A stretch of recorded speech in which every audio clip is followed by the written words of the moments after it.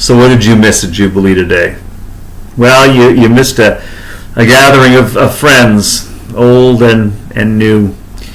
It's funny, as I look at myself here, if I hold my head up for better light, then my neck looks kind of thick. If I bring it down like this, then you can see the thinning on top. Turns out that I'm not perfect. I'm not who or what I once was. And when you think about it, that's sort of what you missed today, a gathering of people who may not have been who we used to be, but we're something today, and we're looking forward to something tomorrow. And in the right light, we're pretty great. And in the wrong light, we might be flawed, but we're still pretty good. Because we recognize that we're not alone, that we are together as a community, that we are not alone because we are with God. However we have come to understand or express our understanding, our belief in God. Today our new intern, Jason Myers, preached, and he preached from Mark's Gospel. It's the story where Jesus asks his followers, who do people say that I am? And they say, well, it's Elijah. Some say Moses. Who do you say that I am? And eventually Peter says, you're the Messiah. So Jason wondered, who do we say that Jesus is? He did a wonderful job of taking us through the variety of ways that we look at Jesus and how everybody has their own perspective, their own lens through which they view Jesus, and none of us have it in toto. None of us get it all. We get bits and pieces, and of course that lens, that perspective will shape our experience of Jesus. But the remarkable thing is that it's not so much who we say Jesus is, it's where Jesus is taking us. Where is Jesus going? He talked about how Jesus journeyed in love and where that love takes us.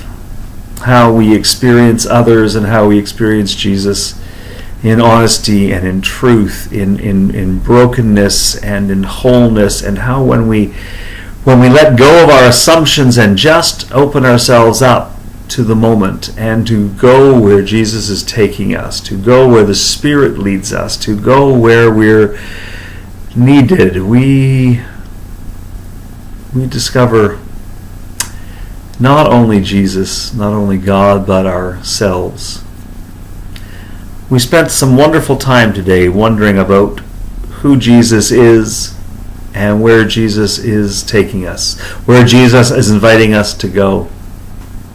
Jason's wife, Brianne Swan, who is a remarkable musician, she sang By My Side from Godspell today to just poetically put us in that moment where we felt very much in the presence of God and in the presence of each other, and wondered where we were going, and recognized that wherever it is, we're not going alone. That's what you missed today at Jubilee, a recognition that we're going somewhere and that we're not going alone.